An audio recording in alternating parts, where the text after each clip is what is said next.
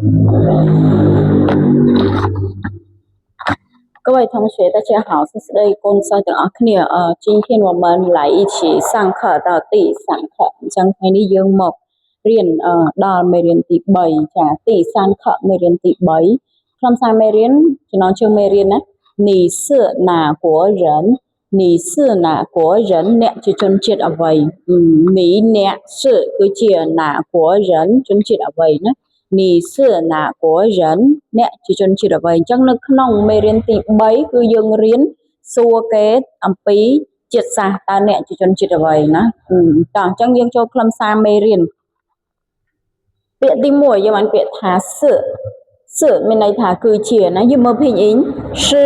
សលេងទី4យើងសកត់សលេងមកសឺគឺជាពាក្យទី2យើងបានពាក្យថា国家មានន័យថាប្រទេសអញ្ចឹងយើងប្រកបភាគអ៊ីងយើងមកគឺសលេងទី2ណាគឺ国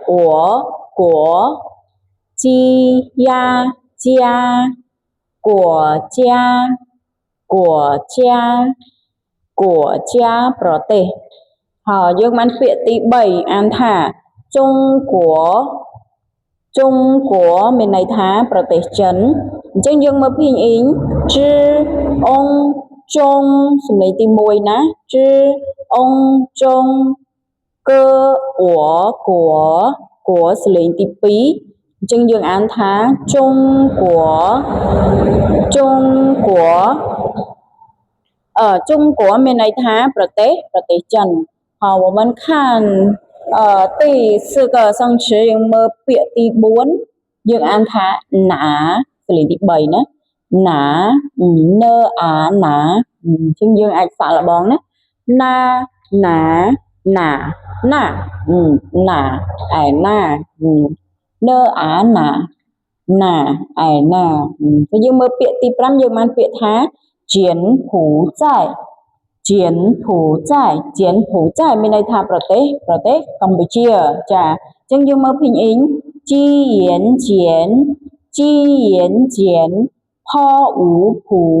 知爱在柬埔寨ប្រទេសកម្ពុជាពាក្យចុងក្រោយយើងបានពាក្យថាហានគួ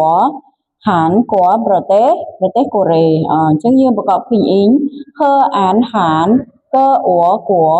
ហានគួរមានន័យថាប្រទេសកូរ៉េ好各位同学现在我们来一起读一下ឥឡូវនេះយើងមកអានជាមួយគ្នាបន្តិចណាតោះ第3课你是哪国人是គឺជា国家ប្រទេស中国ប្រទេសចិនណាឯណា柬埔寨ប្រទេសកម្ពុជា